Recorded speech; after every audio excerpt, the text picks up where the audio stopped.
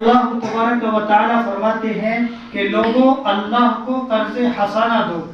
اللہ کو قرض حسنہ دو، اچھا قرضہ دو، وما تقدموا لانفسکم، اور جو کچھ تم اللہ کے لیے آگے بھیجو گے، تجدوہ عند اللہ، کل قیامت کے دن تم اس کو اللہ کے پاس ضرور پاؤ گے، ہوا خیرا واعظم اجرا، اور یہ تمہارے لیے زیادہ بہتر ہوگا اور زیادہ اجر عظیم کا سبب ہوگا۔ اور اسی طرح حدیث پاک کے اندر فرمایا الا ان صدقۃ الفطر واجبہ، کہ صدقہ فطر ہر مسلمان مرد عورت پر، آزاد اور غلام پر، چھوٹے اور بڑے پر یہ واجب ہے۔ تو میرے ایمانی بھائیوں، صدقہ فطر ہو یا صدقہ واجبہ ہو یا صدقہ جاریہ ہو،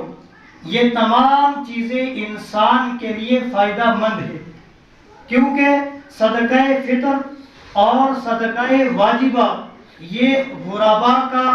مساکین کا، محتاجوں کا اور ضرورت مندوں کا حق ہے۔ اللہ تبارک و تعالیٰ نے قرآن پاک میں ایک جگہ فرمایا ان اللہ یأمرکم ان تؤدوا الامانات الی اہلہا، کہ لوگوں حق والوں کا حق ان کے پاس پہنچا دو، یعنی امانت والوں کی امانتیں ان کے پاس پہنچا دو۔ جس طرح آج دنیا کے اندر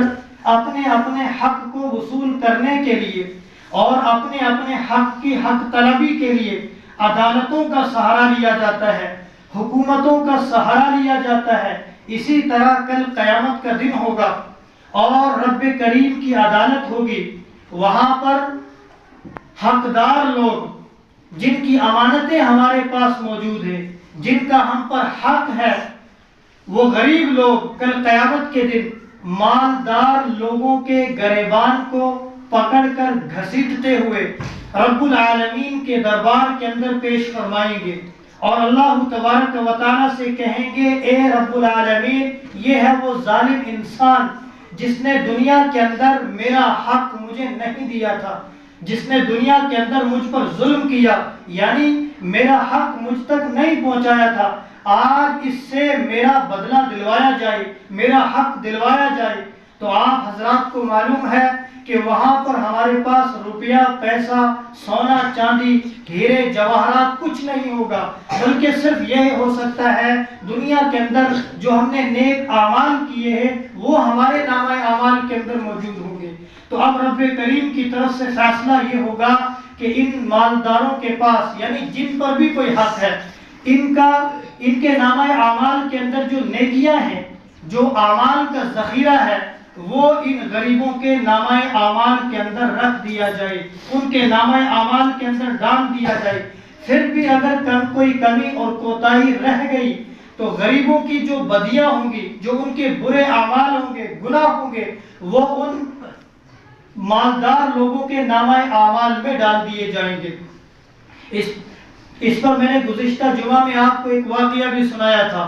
کہ اللہ کے نبی صلی اللہ علیہ وسلم خانہ کعبہ کے پاس تشریف لے گئے، دیکھا کہ ایک بندے نے خانہ کعبہ کے غلاف کو پکڑا ہوا ہے اور زار و قطار رو رہا ہے اور یہ کہہ رہا ہے اے اللہ اس کعبہ کی برکت سے میرے گناہ کو معاف کر دے، اے اللہ اس کعبہ کی برکت سے میرے گناہ کو معاف کر دے۔ اللہ کے نبی صلی اللہ علیہ وسلم نے اس سے پوچھا کہ آپ سے کیا گناہ ہوا ہے؟ وہ کہنے لگا اللہ کے نبی مت پوچھئے، میرا گناہ بہت بڑا ہے۔ تو اللہ کے نبی علیہ السلام نے فرمایا کیا عرش و کرسی، لوح و قلم سے بھی تیرا گناہ بڑا ہو گیا ہے؟ وہ کہنے لگا اے اللہ کے نبی صلی اللہ علیہ وسلم میرا گناہ عرش اور کرسی سے بھی بڑا ہے، لوح و قلم سے بھی بڑا ہے۔ تو اللہ کے نبی علیہ السلام نے پوچھا کہ یہ بتا تیرا گناہ بڑا ہے یا اللہ رب العزت بڑا ہے؟ تو وہ کہنے لگا کہ اللہ رب العزت بڑا ہے، اللہ بڑے ہے، میرا گناہ اللہ رب العزت سے چھوٹا ہے، لیکن کیا میں نے بہت بڑا گناہ ہے۔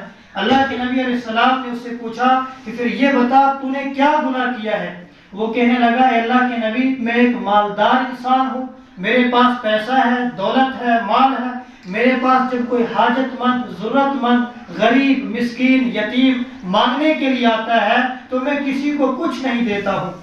اور میرے دل کے اندر جو ہے اس کی نفرت پیدا ہو جاتی ہے۔ اللہ کے نبی صلی اللہ علیہ وسلم نے جب یہ سنا تو کہا کہ کم وقت یہاں سے دور ہو جا، دفع ہو جا، کہیں ایسا نہ ہو تیرے اس گناہ کی نحوست کی وجہ سے اللہ رب العزت غضب میں آ جائے، غصے میں آ جائے، اور اللہ کا کوئی ایسا عذاب نازل ہو جائے کہ جس سے عالم کی تمام مخلوق جل کر خاک ہو جائے۔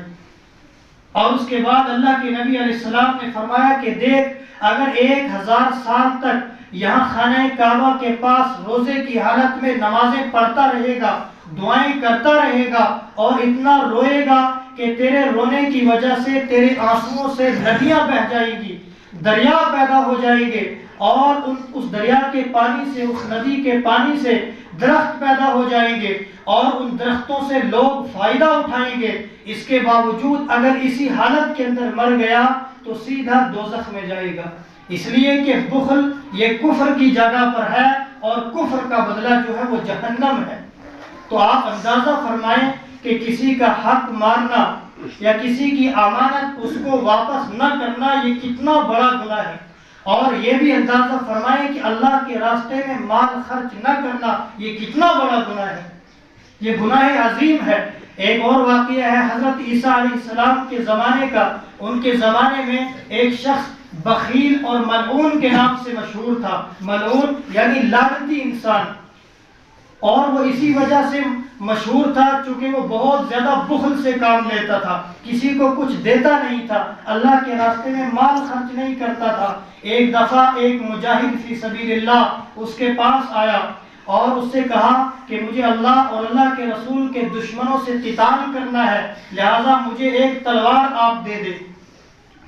اس نے انکار کر دیا۔ جب وہ مجاہد فی سبیل اللہ مایوس ہو کر واپس جانے لگا تو اس بخیل انسان کے دل میں تھوڑا سا رحم آیا، اس نے اس کو واپس بلایا، اور واپس بلانے کے بعد ایک ٹوٹی ہوئی تلوار جو ہے اس کو دے دی، کہا یہ لو، میں نے آپ کو اللہ کے راستے میں یہ تلوار دے دی۔ وہ اس تلوار کو لے کر جا رہا تھا، راستے میں حضرت عیسیٰ علیہ السلام سے ملاقات ہوئی۔ عیسیٰ علیہ السلام نے اسے پوچھا کہ یہ تلوار آپ کو کس نے دی؟ اس نے اس شخص کا نام بتایا کہ فلاں شخص جو بخیل اور ملعون کے نام سے مشہور ہے، اس نے یہ تلوار مجھے دی ہے۔ حضرت عیسیٰ علیہ السلام اسی وقت وہیں سے فوراً اس شخص کے پاس جانے لگے، اس بخیل کے پاس۔ راستے میں حضرت عیسیٰ علیہ السلام کی ملاقات ایک عابد عبادت گزار انسان سے ہوتی ہے کہ جس عبادت گزار نے 70 سال تک اللہ کی عبادت و ریاضت کی تھی۔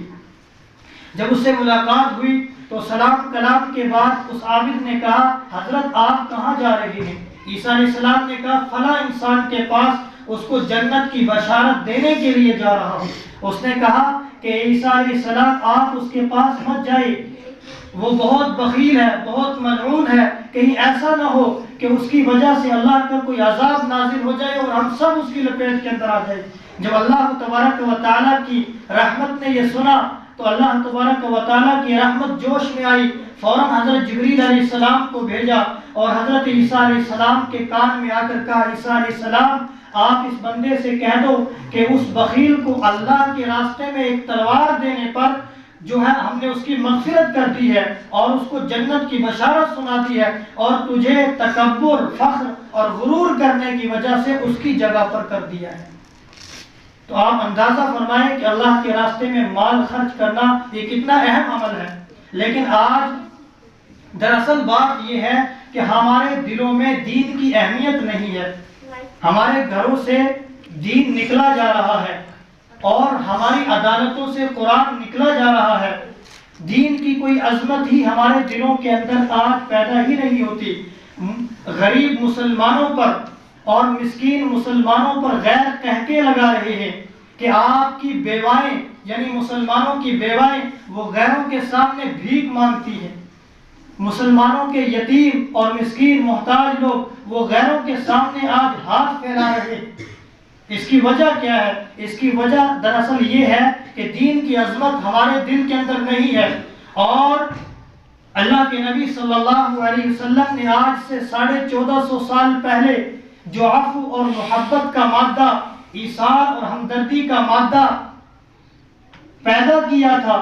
اور قرآن پاک نے جس محبت کے مادے کو سکھایا تھا،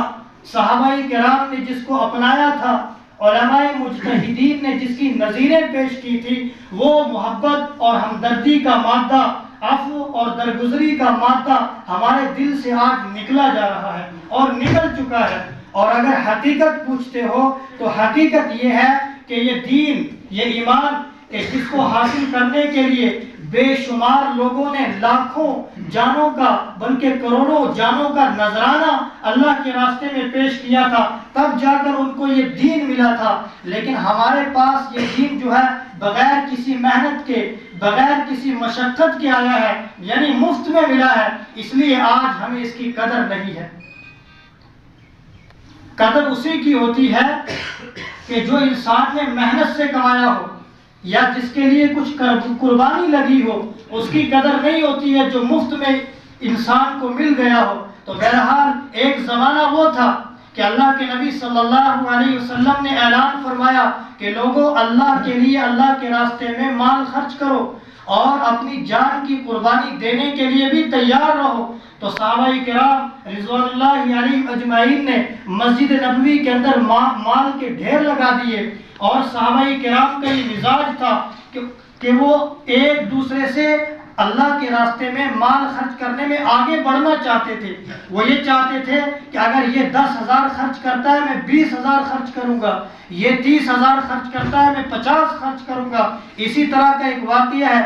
حضرت عمر فاروق رضی اللہ تعالی عنہ نے اپنے گھر کا آدھا مال لے کر حضور اکرم صلی اللہ علیہ وسلم کی خدمت کے اندر پیش کر دیا، اور ابو بکر صدیق رضی اللہ تعالی عنہ نے بھی ایک گٹھڑی مال کی لی اور حضور اکرم صلی اللہ علیہ وسلم کی خدمت میں مسجد نبوی کے اندر لے کر پیش فرما دیا۔ اب اللہ کے نبی صلی اللہ علیہ وسلم کو اندازہ ہو گیا کہ آج حضرت عمر رضی اللہ تعالی عنہ کی نیت یہ ہے کہ میں آج ابو بکر صدیق سے آگے بڑھ جاؤں گا۔ تو حضرت نبی کریم صلی اللہ علیہ وسلم پہ قربان جائے کہ انہوں نے یہ پوچھنے کے بجائے کہ اے عمر آپ کتنا مال لے کر آئے ہیں، اے ابو بکر صدیق آپ کتنا مال لے کر آئے ہیں، یوں نہیں پوچھا، بلکہ آپ صلی اللہ علیہ وسلم نے پوچھا اے عمر رضی اللہ عنہ آپ اپنے گھر میں کیا چھوڑ کر آئے ہیں، آپ اپنے گھر میں کیا چھوڑ کر آئے ہیں۔ تو حضرت عمر رضی اللہ تعالیٰ عنہ نے فرمایا اللہ کے نبی آدھا مال گھر رکھا ہے اور آدھا آپ کی خدمت میں پیش کر دیا۔ حضرت ابو بکر صدیق رضی اللہ تعالیٰ عنہ سے پوچھا کہ ابو بکر ما خلفہ کا آپ پیچھے کیا چھوڑ کر آئے ہیں؟ تو ابو بکر صدیق نے فرمایا یا رسول اللہ صلی اللہ علیہ وسلم گھر میں جو کچھ تھا وہ سب کچھ آپ کی خدمت میں پیش کر دیا، گھر میں صرف اللہ اور اللہ کے رسول کا نام چھوڑ کر آیا ہوں۔ اس وقت حضرت عمر رضی اللہ تعالیٰ عنہ کے دل میں خیال آیا کہ میں ابو بکر صدیق سے کبھی بھی آگے نہیں بڑھ سکتا۔ تو میرے ایمانی بھائیو اس طرح کا مزاج تھا صحابہ کرام کا رضوان اللہ علیہم اجمعین۔ ہم بھی تو انہی کے نام لیوا ہیں، آقا مدنی صلی اللہ علیہ وسلم کے ساتھ محبت کے دعوے دار ہیں اور دعوے کے اندر پیش رہتے ہیں، لیکن جب مال خرچ کرنے کی باری آتی ہے، اللہ کے راستے میں زکوٰۃ صدقہ دینے کی باری آتی ہے تو ہماری تو جان نکل جاتی ہے۔ خرافات کے اندر، رسومات کے اندر، شادی بیاہ کے اندر لاکھوں کروڑوں خرچ کرنے کے لیے ہم فخر سمجھتے ہیں، لیکن اللہ کے راستے میں صدقہ کرنے کو ہم ہلاکت مال کہتے ہیں۔ ہم سمجھتے ہیں ہمارا مال ہلاک ہو رہا ہے، یہ تو اس قوم کی بدنصیبی ہے۔ ہمارا مال ہے ہی کیا دنیا کے اندر؟ اگر کسی کے پاس لاکھوں روپیہ ہے، کروڑوں روپیہ ہے، وہ اس کا مالک ہرگز نہیں ہے، وہ تو اس کا چوکیدار ہے، وہ تو اس کی حفاظت کرتا رہتا ہے۔ جب مر جائے گا، روح جسم سے نکل جائے گی، کوئی دوسرا اس کا چوکیدار بن جاتا ہے۔ اپنا مال تو صرف 3 قسم کا ہوتا ہے کہ جو انسان نے کھایا اور ہضم کر دیا وہ اپنا مال ہے، وہ چونکہ وہ خود کھا لیا، اپنے اوپر استعمال کیا، یا جو ہم نے کپڑا خریدا، سلایا اور پہن لیا، لیکن جب تک یہ پہنا ہوا ہے تب تک میں اس کا مالک نہیں ہوں، تب تک یہ میرا نہیں ہے۔ ہو سکتا ہے انہی کپڑوں کے اندر مجھے موت آ جائے، کل کوئی دوسرا یہ کپڑے پہن لے تو وہ اس کا مالک بن جائے گا، لہذا ہم تو اس کے بھی مالک نہیں ہیں۔ ہم اس کے مالک تب بنیں گے جب یہ پھٹ کر بوسیدہ ہو جائے، پرانا ہو جائے، لگانے کے قابل ہی نہ رہے، ہم اس کو پھینک دیں یا تکیے کے اندر ڈال دیں، تب ہم اس کے مالک بن گئے کہ نہیں ہم اس کے مالک تھے۔ تو ایسے تو ہم اس کے مالک ہے ہی نہیں۔ اور اسی طرح اپنا مال وہی ہوتا ہے کہ جو ہم نے اللہ کے راستے میں آگے بھیج دیا، جو ہم نے بیت کے اندر